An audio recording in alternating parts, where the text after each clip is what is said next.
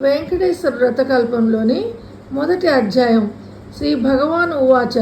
భగవంతుడు చెప్తున్నాడు, కలియుగములో ఒకానొక శుభముహూర్తాన సాక్షాత్తు భూలోక వైకుంఠమైన తిరుమల కొండపై విశ్వపతి అను భక్తునికి శ్రీనివాసుని రూపంలో వెలసి శ్రీ వెంకటేశ్వరుని భక్తునిచే కొలవబడుతున్న శ్రీమన్నారాయణుల వారు శ్రీ వెంకటేశ్వర వ్రతకల్పంగా ప్రసిద్ధి పొందే ఈ వ్రతం గురించి గ్రంథం రచించవలసిందిగా అనుజ్ఞయించి ఈ విధంగా చెప్పసాగారు.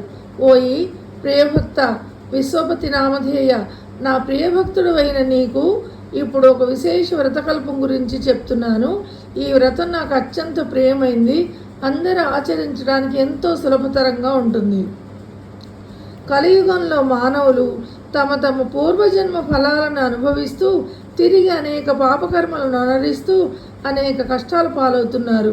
వీరిలో నా భక్తులైన కొందరు వారి వారి కష్టాలను నివారించవలసిందిగా వెంకటేశ్వర స్వామిని అంటే నన్ను వేడుకుంటున్నారు. ఎన్నో వ్యయ ప్రయాసల ఓర్చి తిరుమల యాత్ర చేసి నన్ను దర్శించుకుంటున్నారు. నా భక్తులంటే నాకు అత్యంత ప్రియం, అంటే ఇష్టం. నా మీదే పూర్తిగా భారం వేసి ధర్మపదంలో జీవితం గడిపే వారి బాధ్యత నేనే వహిస్తాను అని చెప్పారు వెంకటేశ్వర స్వామి. ఇప్పుడు నేను వివరిస్తున్న ఈ వ్రతం శ్రీ వెంకటేశ్వర వ్రతకల్పం అనే పేరుతో ప్రసిద్ధి పొందగలదు. ఈ వ్రతం నాకు అత్యంత ప్రియమైనది. ఈ వ్రతాన్ని భక్తి శ్రద్ధలతో ఎవరైతే ఆచరిస్తారో వారి బాధలన్నీ తక్షణం నివృత్తి కాగలవు. ఈ వ్రతం ఎవరైనా ఎప్పుడైనా చేయొచ్చు. ప్రత్యేకించి మార్గశిర, మాఘ, కార్తీక మాసాల్లో కానీ, పౌర్ణమి, పంచమి, సప్తమి, ఏకాదశి తిథులందు కానీ, శ్రవణ, స్వాతి నక్షత్రములందు కానీ అలాంటి రోజుల్లో ఆచరించిన మిక్కిలి ఫలదాయకము. ఈ కలియుగంలో నా భక్తులైన మీరు అనుభవిస్తున్న కష్టాలన్నీ నాకు తెలుసు.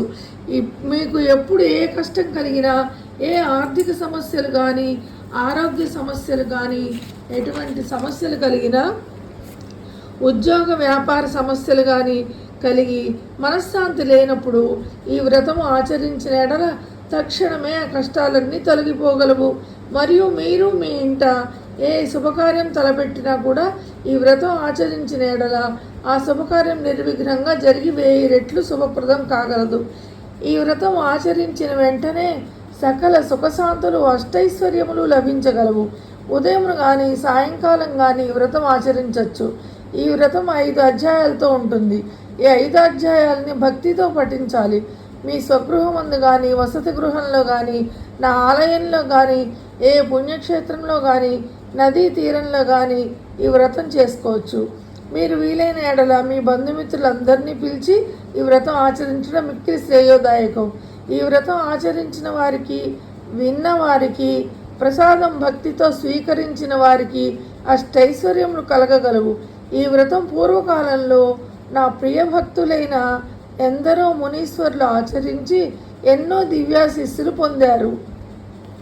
భూలోకవాసులైన మీ అందరికీ ఈ వ్రతం మిక్కిలి ఆనందప్రదాయని అయి అనేక శుభాలు కలుగజేయును. ప్రశాంత మనస్సుతో నన్నే తలుచుకుంటూ ఈ వ్రతం ఆచరించినచో వ్రతఫలం మిక్కిలి అంటే ఎక్కువగా ఉంటుంది.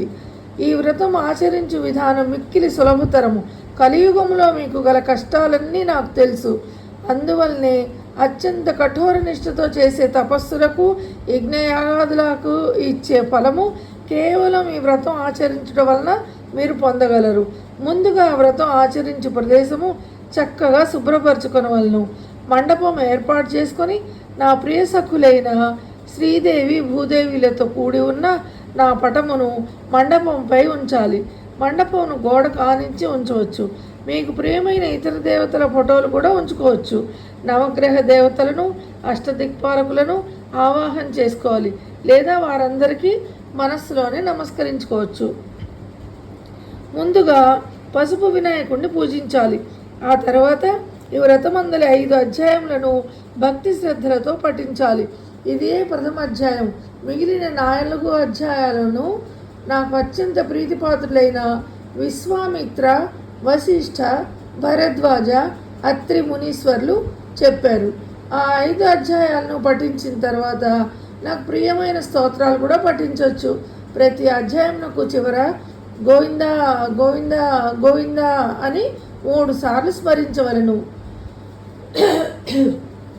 ఈ కలియుగములో సామాన్య మానవులైన మీ అందరి కష్టాలు నాకు తెలుసు. కావున మరొక విశేషం కూడా చెప్తున్నాను. ఈ వ్రతము ఇంత వివరంగా చేసుకునే శక్తి లేని వాళ్ళు వీరొక్కరే నా పటాన్ని ఎదురుగా ఉంచుకుని వినాయకుడికి, నవగ్రహ దేవతలకు, అష్టదిక్పాలకులకు మనస్సులోనే నమస్కరించి ఈ 5 కథలను పఠించి మీకు వీలున్న ఏ ఫలమైనా నాకు నివేదించి ప్రసాదంగా స్వీకరించవచ్చు. ఈ విధంగా చేసినా కూడా మీ కార్యసిద్ధి కాగలదు. మీ కష్టాలన్నీ తొలగిపోతాయి. మీకు సకల శుభాలు కలుగుతాయి. ఎవరైతే ఈ వ్రతం అత్యంత భక్తి శ్రద్ధలతో ఆచరిస్తారో వారి గృహమునకు స్వయంగా నేనే ఏదో రూపంలో వచ్చి ప్రసాదాన్ని స్వయంగా స్వీకరిస్తాను. నా అనుగ్రహం మీ అందరి యందు ఎల్లప్పుడూ ఉంటుంది. శ్రీ స్వామివారు తిమ్మరాజు విశ్వపతి రామకృష్ణమూర్తి విశ్వపతి అనే భక్తుడికి ఈ విధంగా తనకు అత్యంత ప్రీతికరమై తాను ఎల్లప్పుడూ నివసించే తిరుమల కొండపై ఈ వ్రత విధానాన్ని అనుగ్రహించారు. కలియుగవాసులైన మనందరం కూడా ఈ వ్రతం ఆచరించి శ్రీ వెంకటేశ్వర స్వామి వారి అనుగ్రహానికి పాత్రలు కావాలను. ఈ వ్రతం ఆచరించినంతనే మన కష్టాలన్నీ తొలగిపోయి అనేక శుభ ఫలితాలు పొందొచ్చు. గోవింద గోవింద గోవింద. ప్రథమోధ్యాయం సమాప్తం. శ్రేయకాంతాయ కళ్యాణ నిధయే నిధేర్ధినాం శ్రీ వెంకట నివాసాయ శ్రీనివాసాయ మంగళం.